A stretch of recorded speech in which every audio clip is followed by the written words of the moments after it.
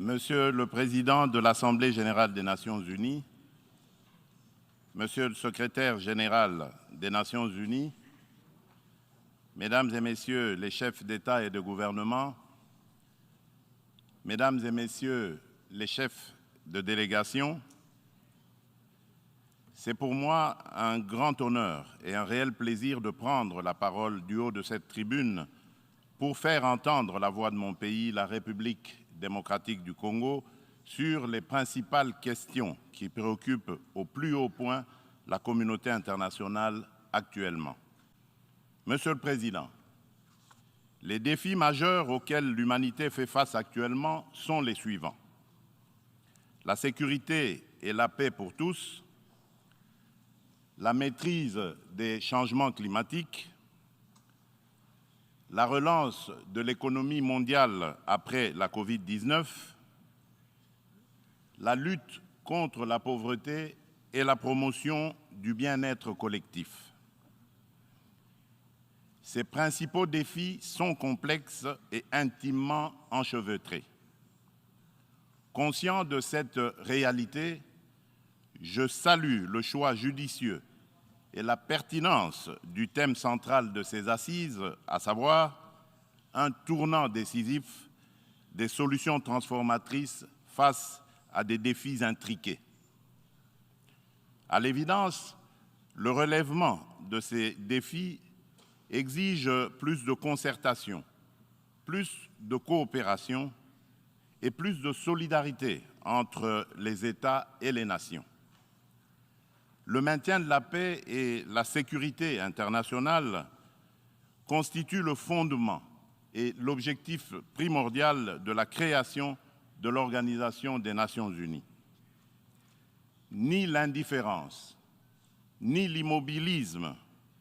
ni l'attentisme de sa part ne sont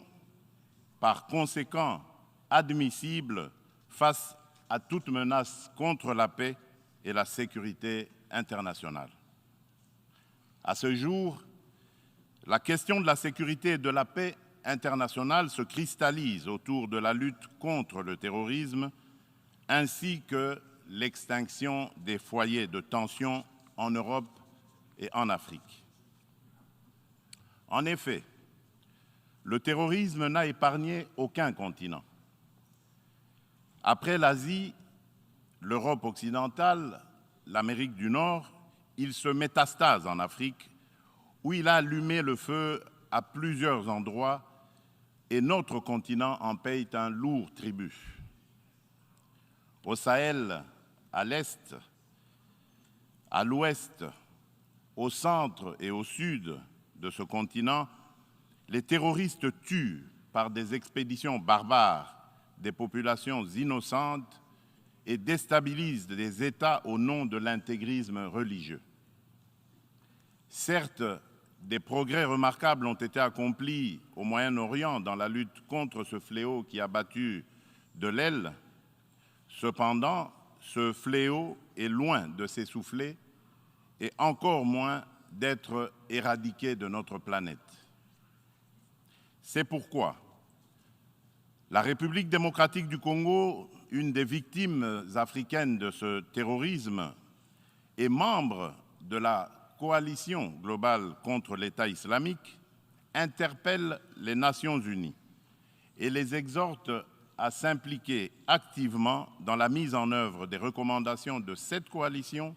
et de celles du processus d'Aqaba. Les déclarations d'intention et les proclamations de foi sans action collective vigoureuse sur le terrain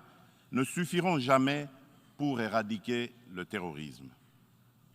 Monsieur le Président, au cœur de l'Europe, la guerre entre la Russie et l'Ukraine est une plaie béante dont le saignement atteint même l'Afrique lointaine et perturbe le commerce international à cause des dégâts collatéraux importants, notamment en matière d'approvisionnement en produits céréaliers et énergétiques d'origine ukrainienne et russe, nécessaires à l'alimentation des populations, ainsi qu'au fonctionnement des économies des pays importateurs. Il est impératif que les Nations unies interviennent avec diligence et plus de fermeté pour éteindre ce brasier, et ce, dans le respect absolu des règles du droit international. La République démocratique du Congo souscrit à la position de l'Union africaine et appelle toutes les parties au conflit à suivre la voie du dialogue et du droit préconisée par l'Afrique, qui a par ailleurs l'expérience de gestion des crises sécuritaires provoquées par des groupes armés dans certains de ses États. À ce sujet, les Nations unies savent que mon pays, la République démocratique du Congo, est victime d'une crise sécuritaire aiguë qui dure depuis plus de 20 ans à l'est de son territoire national. Tout observateur honnête et de bonne foi reconnaît que cette crise est causée principalement par les convoitises que suscitent ces fabuleuses richesses naturelles et les ambitions de puissance de certains de ses voisins. Le peuple congolais reconnaît l'implication des Nations unies, de l'Union africaine, des communautés régionales africaines, de l'Union européenne et des partenaires extérieurs bilatéraux de la République démocratique du Congo pour juguler cette crise récurrente. Il leur en est reconnaissant et s'incline devant le sacrifice de vaillants soldats de la paix qui ont perdu leur vie au front de la défense des idéaux de paix et de justice. Cependant, en dépit des efforts internes inlassables, de la présence militaire massive de l'ONU au Congo et de son soutien diplomatique pendant 23 ans, le mal sécuritaire continue à ronger mon pays. Afin d'éradiquer définitivement l'insécurité, restaurer une paix durable et assurer la stabilité à l'est de la République démocratique du Congo, plusieurs accords ont été signés avec les groupes armés et même avec les pays voisins, sous la garantie de la communauté internationale. Des mécanismes nationaux et internationaux ont été créés. Toutes ces perspectives de règlement définitif du conflit n'ont duré que l'espace de quelques mois. Vite, l'architecture s'est fissurée et l'édifice s'est écroulé. Et on recommence toujours avec les mêmes tragédies. Depuis mon élection à la tête de la République démocratique du Congo, je n'ai eu de cesse de me battre chaque jour pour la paix et la sécurité dans les provinces congolaises de l'Ituri, du Nord Kivu et du Sud Kivu. M'inscrivant dans une philosophie de réconciliation avec nos voisins, je n'ai ménagé aucun effort pour rassurer les chefs d'État des pays limitrophes et restaurer la confiance entre nous, notamment par la concertation permanente sur des questions d'intérêt commun, la conclusion d'accords de coopération sécuritaire et de partenariat économique et la réalisation de projets de développement pour nos populations respectives. En dépit de ma bonne volonté et de la main tendue du peuple congolais pour la paix, certains de nos voisins n'ont trouvé mieux que de nous remercier par l'agression et le soutien des groupes armés terroristes qui ravagent l'Est de la République démocratique du Congo. C'est le cas actuellement du Rwanda qui, au mépris du droit international, de la charte de l'ONU et de l'acte constitutif de l'Union africaine,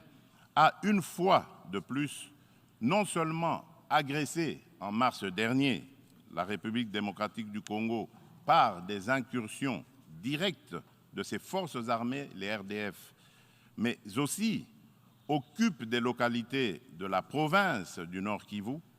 par un groupe armé terroriste interposé, le mouvement du 23 mars, dit M23, auquel il apporte un soutien massif, tant en matériel de guerre qu'en hommes de troupes. Et comme pour défier la communauté internationale, Le M23, avec le soutien de l'armée rwandaise, a même abattu un hélicoptère de la MONUSCO et tué 8 casques bleus, commettant ainsi un crime de guerre. Je dénonce, en ce lieu emblématique de la vie internationale, avec la dernière énergie, cette énième agression dont mon pays est victime de la part de son voisin le Rwanda, sous couvert d'un groupe terroriste dénommé le M23. Monsieur le Président, l'implication du Rwanda et sa responsabilité dans la tragédie que vivent mon pays et mes compatriotes des zones occupées par l'armée rwandaise et ses alliés du M23 ne sont plus discutables, dès lors que plus d'une fois, aussi bien les groupes d'experts dûment mandatés par l'ONU et le mécanisme conjoint de vérification élargie de la Conférence internationale sur la région des Grands Lacs, la CIRGL, que des organisations non gouvernementales, humanitaires et des droits de l'homme crédibles les ont établis dans des rapports documentés et objectifs à la limite du scientifique. Au demeurant, pour éclairer la communauté des nations et mettre fin aux sempiternelles dénégations des autorités rwandaises, le gouvernement congolais réitère sa demande au président du Conseil de sécurité de distribuer officiellement aux membres du Conseil le dernier rapport des experts de l'ONU sur la situation sécuritaire à l'est de la République démocratique du Congo et de le faire examiner avec diligence par lui afin d'en tirer toutes les conséquences qui s'imposent sur le plan du droit, de la paix et de la sécurité internationale. Il y va de l'image et de la crédibilité de notre organisation. Procéder autrement serait, d'une part, encourager le Rwanda à poursuivre son agression, ses crimes de guerre et ses crimes contre l'humanité en République démocratique du Congo, et d'autre part, nourrir davantage la suspicion légitime des Congolais sur l'impartialité de l'ONU, ainsi que la complicité de certains de ses membres dans ces crimes. C'est pour mettre fin à cette suspicion et dissiper l'ambiguïté de certaines positions du Conseil de sécurité sur la crise sécuritaire à l'est de la RDC, ambiguïté qui excède la population congolaise et exacerbe la tension entre elle et la mission de l'ONU pour la stabilisation du Congo, la MONUSCO, que le gouvernement de mon pays a demandé la réévaluation du plan de retrait progressif et responsable de cette mission. Cette démarche d'ajustement est exigée par le constat unanime, même au niveau le plus élevé de notre organisation, des faiblesses regrettables de la MONUSCO, ce qui affecte certainement l'efficacité et la légitimité de l'action de l'ONU en République démocratique du Congo. La réévaluation du plan de retrait de la MONUSCO ne peut par conséquent nullement remettre en cause les relations entre mon pays et notre organisation.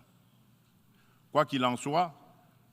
je réaffirme haut et fort à cette tribune de la plus haute instance internationale de gestion des affaires du monde la détermination du peuple congolais et de ses dirigeants de défendre toujours, jusqu'au sacrifice suprême, l'intégrité territoriale, l'indépendance et la souveraineté de leur pays, dans le respect, bien sûr, du droit international et des engagements pris au sein des organisations internationales dont il est membre. C'est ici le lieu pour moi de préciser que l'État congolais et la société civile ne permettront jamais à quiconque de tenir le discours de la haine tribale, ethnique et raciale ou xénophobe dans notre pays. La Constitution de la République et les lois congolaises interdisent un tel discours et le sanctionnent sévèrement. Nul ne peut donc prétexter de ce discours imaginaire pour justifier des aventures criminelles au Congo, diviser les Congolais et fragiliser l'unité nationale à laquelle tous mes compatriotes tiennent. La République démocratique du Congo n'est pas et ne sera jamais génocidaire. De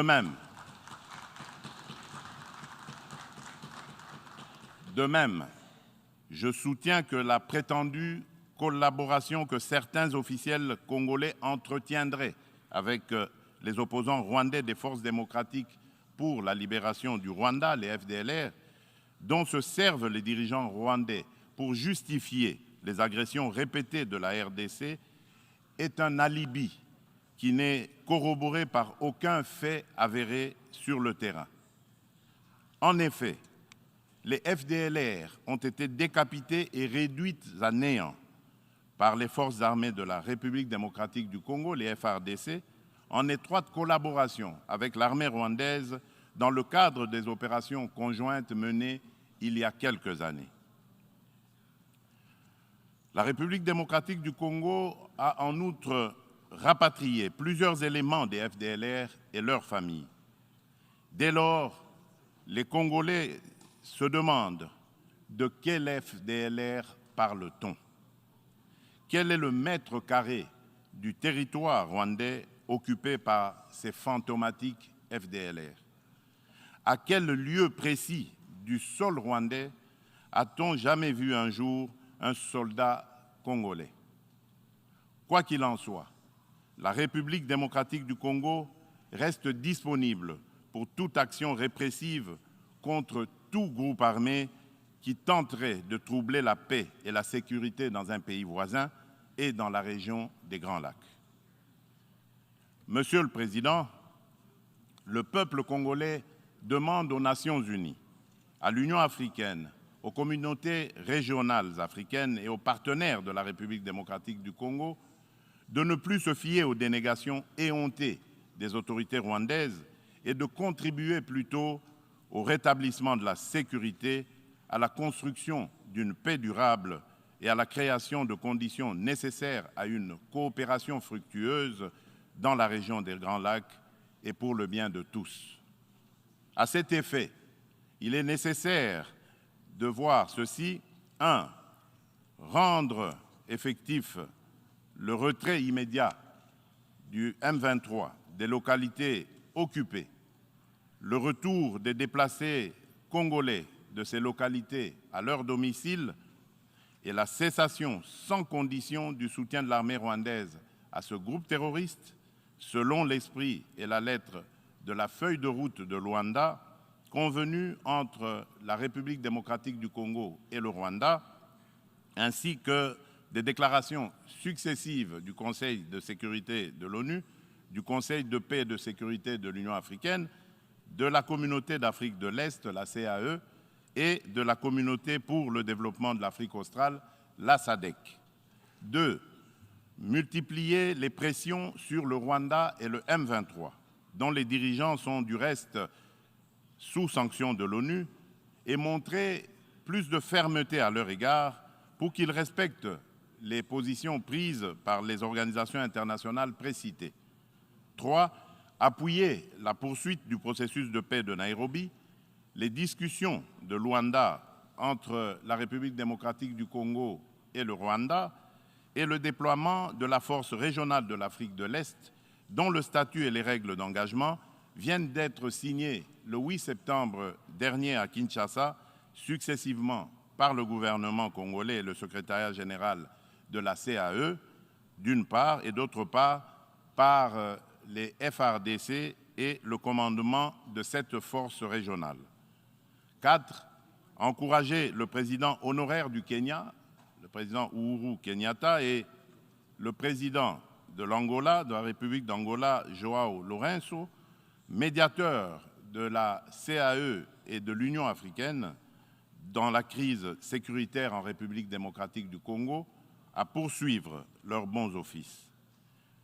5. Lever tout obstacle à la restructuration par la République démocratique du Congo de ses forces armées et de défense, à la montée en puissance de celles-ci pour mieux remplir ses missions régaliennes, notamment par la levée pure et simple de toutes les mesures restrictives de l'acquisition d'équipements militaires, quelle qu'en soit la forme édictée par le Conseil de sécurité de l'ONU. La réalisation des actions préconisées ci-dessus garantira sans doute le peuple congolais de la certitude d'un règlement de la crise et facilitera un dialogue constructif entre toutes les parties concernées quant à ce. Monsieur le Président, nous, peuple congolais, sommes décidés cette fois-ci à mettre définitivement fin à l'insécurité à l'est de notre pays, quoi qu'il en coûte. L'heure a sonné de casser à jamais le cycle infernal de la violence à l'est de la République démocratique du Congo pour stabiliser la région des Grands Lacs afin de tirer le plus grand bénéfice de ses potentialités économiques ainsi que de sa riche biodiversité pour sauver l'humanité face au changement climatique. La gestion de ces changements pose deux problèmes fondamentaux, à savoir la mise en œuvre d'instruments juridiques et financiers issus de négociations internationales, en particulier dans le cadre des différentes conférences des parties à l'accord des Nations Unies sur le climat, la COP, et la transition énergétique. Il est temps, d'une part, de mettre fin à l'exécution sélective des engagements souscrits par les pollueurs et d'autre part, de compenser au nom de la justice climatique les efforts fournis par les pays moins pollueurs, dont ceux de l'Afrique, pour préserver l'environnement dans l'intérêt de toute notre planète. Quant à la transition énergétique, l'Afrique regorge suffisamment de sources d'énergie renouvelables et de matières premières susceptibles de contribuer à la mobilisation des alternatives crédibles à la double crise énergétique et écologique. De ce point de vue, il est important de relever que la République démocratique du Congo compte parmi les principaux producteurs de minerais stratégiques essentiels à la transition énergétique et à la décarbonisation du secteur des transports, dont notamment le cobalt, le lithium, le nickel ainsi que le manganèse. Mon pays s'est fixé comme objectif de produire proprement les 10 minerais à cette fin. C'est dans cette perspective que la République de Zambie et la République démocratique du Congo ont signé le 29 avril de cette année un accord relatif à la mise en place d'une chaîne de valeur dans le secteur de batteries électriques et des énergies propres. Il va sans dire, au vu de l'importance des investissements que requiert la réalisation d'un tel projet, que l'implication des partenaires est particulièrement indispensable, notamment en termes d'apport en capitaux et en technologies adaptées. En outre, afin de soutenir le programme de transformation verte des économies sur le continent africain et de rencontrer la demande d'énergie croissante dans le monde, mon pays a pris l'option de valoriser son immense potentiel en matière d'énergie renouvelable, dont l'hydroélectricité, le solaire, la géothermie et l'exploitation de ces gisements gaziers. De ce fait, la République démocratique du Congo se présente comme un atout à la réalisation de l'agenda 2063 de l'Union africaine à travers la mise en œuvre du projet Grand Inga, lequel pourrait également s'avérer bénéfique pour une partie de l'Europe et du Moyen-Orient. C'est dans cette perspective qu'elle est heureuse d'abriter les travaux préparatoires de la 27e conférence des parties sur le climat, la pré-COP 27, qui se tiendront à Kinshasa le mois prochain. Monsieur le Président,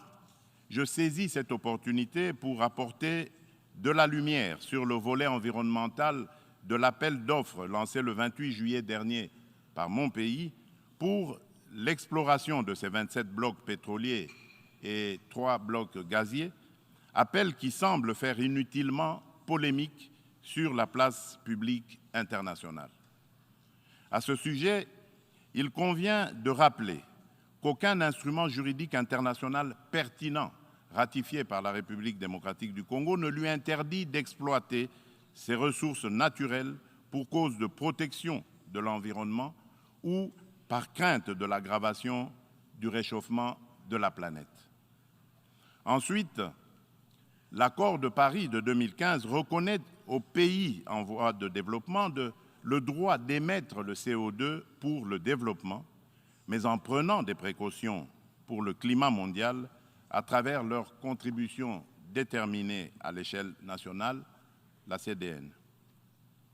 Ainsi, le gouvernement de la République démocratique du Congo s'est fixé comme objectif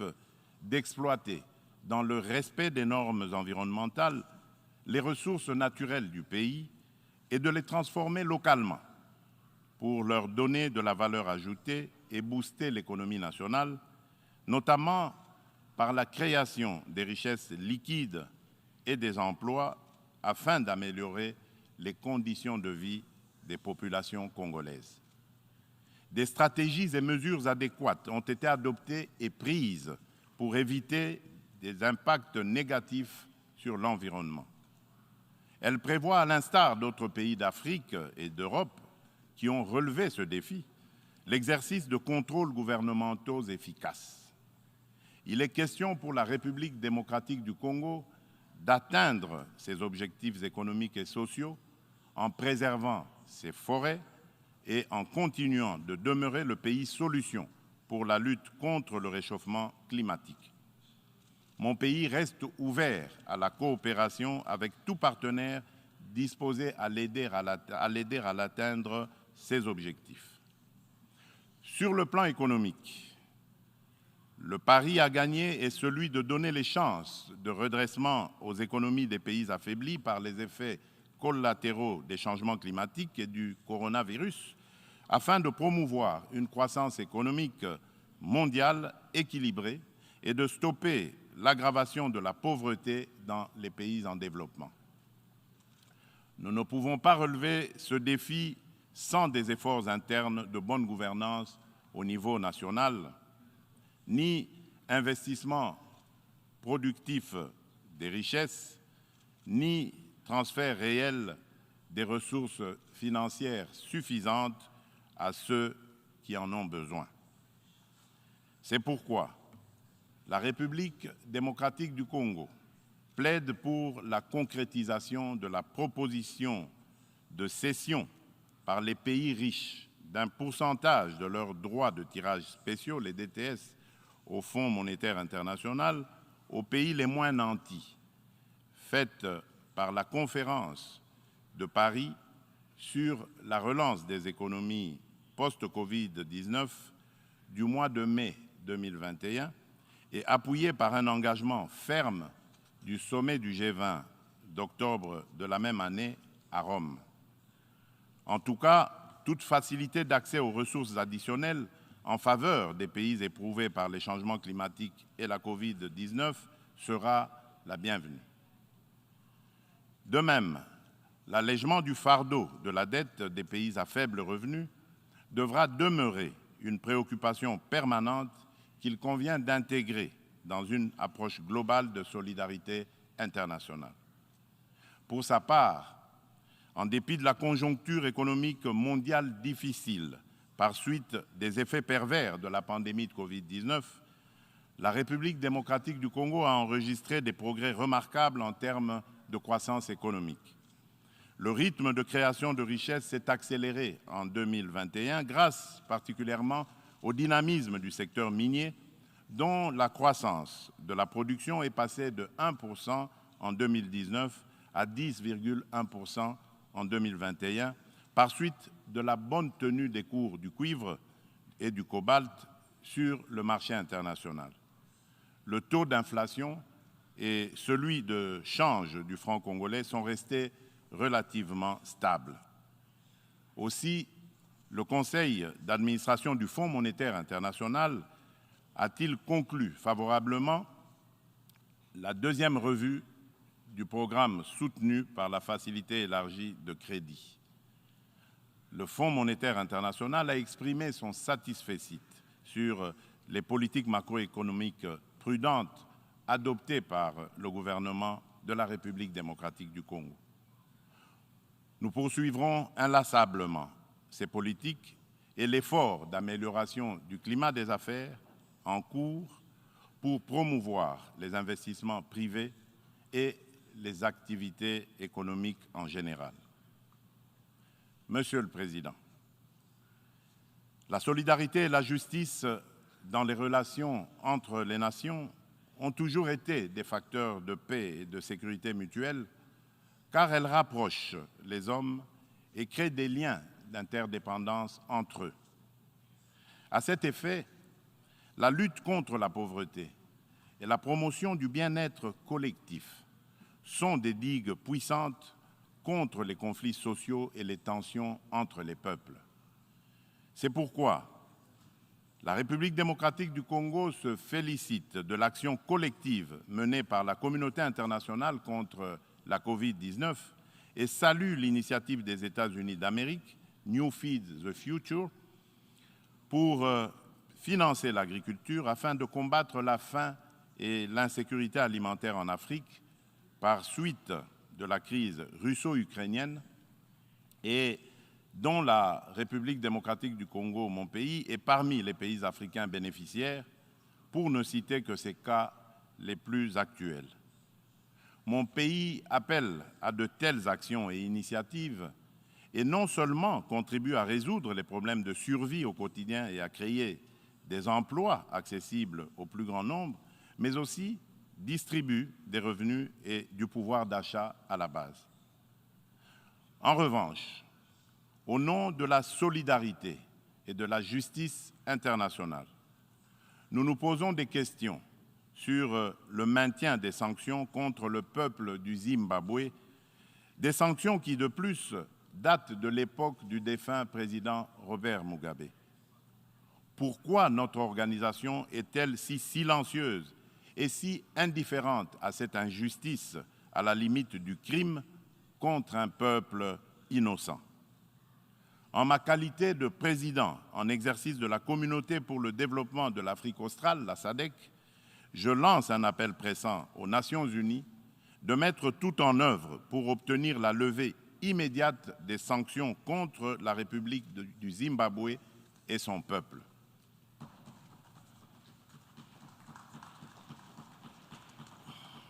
Monsieur le Président, dans ce monde multipolaire, aucun pays, aussi puissant et riche soit-il, ne peut prétendre affronter seul les défis que je viens d'exposer ci-dessus, et encore moins les relever dans l'intérêt de tous. L'importance des enjeux, la complexité des problèmes à résoudre et l'ampleur de la tâche exigent une approche multilatérale équitable qui intègre les intérêts d'un chacun et mutualise les énergies de tous dans le respect réciproque. C'est pourquoi la République démocratique du Congo continue à penser qu'il est indispensable de mieux structurer le multilatéralisme et de l'enrichir dans l'égalité de traitement et de toutes les parties prenantes afin de créer des espaces de dialogue et de coopération dont nous avons besoin pour assurer la paix et la sécurité internationale. C'est cela, l'Organisation des Nations Unies que nous voulons. Pour ce faire, il nous faut accorder le bénéfice de l'urgence à la réforme de l'ONU qui semble actuellement marquer le pas. Dans ce cadre, je me fais le devoir d'insister sur la nécessité de satisfaire la revendication légitime et juste de l'Afrique d'être représentée au sein du Conseil de sécurité de l'ONU par 2 sièges supplémentaires dans la catégorie des membres non permanents et par 2 autres dans celle des membres permanents avec les mêmes droits, y compris celui de veto, les mêmes privilèges et obligations que ceux des membres permanents actuels. C'est une question de justice à rendre à un continent, mieux à un pan entier de l'humanité dont le rôle ne cesse de s'accroître chaque jour davantage dans la conduite des affaires internationales. Nous, Africains, y tenons fermement. Monsieur le Président de l'Assemblée générale des Nations unies, Monsieur le Secrétaire général des Nations unies, Mesdames et Messieurs les chefs d'État et de gouvernement, Mesdames et Messieurs les chefs de délégation, pour terminer, permettez-moi de dire un mot sur la parité hommes-femmes. À ce propos, il y a lieu d'insister sur la nécessité de poursuivre les efforts en cours, tant au niveau international qu'à celui des États, pour créer des espaces d'égalité du genre et des opportunités de liberté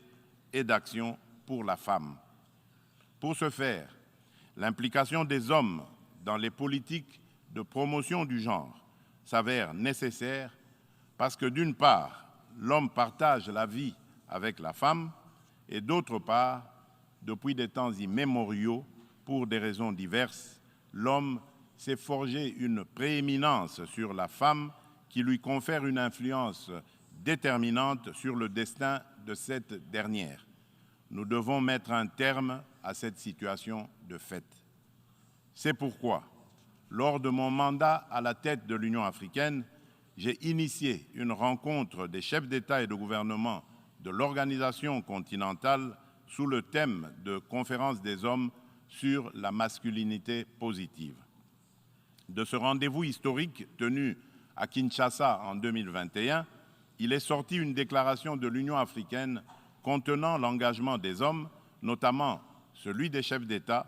et de gouvernement, de mettre fin aux violences faites aux femmes et aux filles et apporter des réponses appropriées à cette problématique. Cette déclaration constitue une véritable charte de l'Union africaine pour la femme que je m'attelle à matérialiser en ma qualité de champion de l'Union africaine pour la masculinité positive. C'est dans ce cadre que j'ai entrepris de promouvoir davantage la Congolaise qui occupe aujourd'hui de plus en plus l'avant-plan de la gestion des affaires publiques au sein des institutions politiques, judiciaires et administratives de mon pays.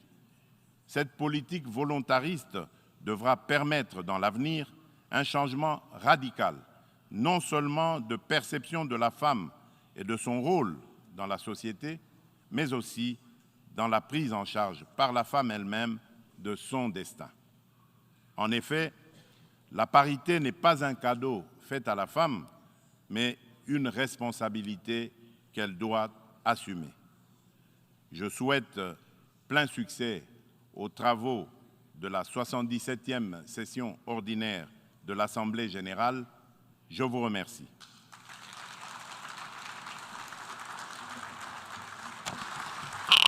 En nombre de la Asamblea, deseo agradecer al presidente de la República Democrática del Congo la declaración que acaba de formular y pido a protocolo que acompañe a su excelencia. La Asamblea escuchará un discurso del excelentísimo señor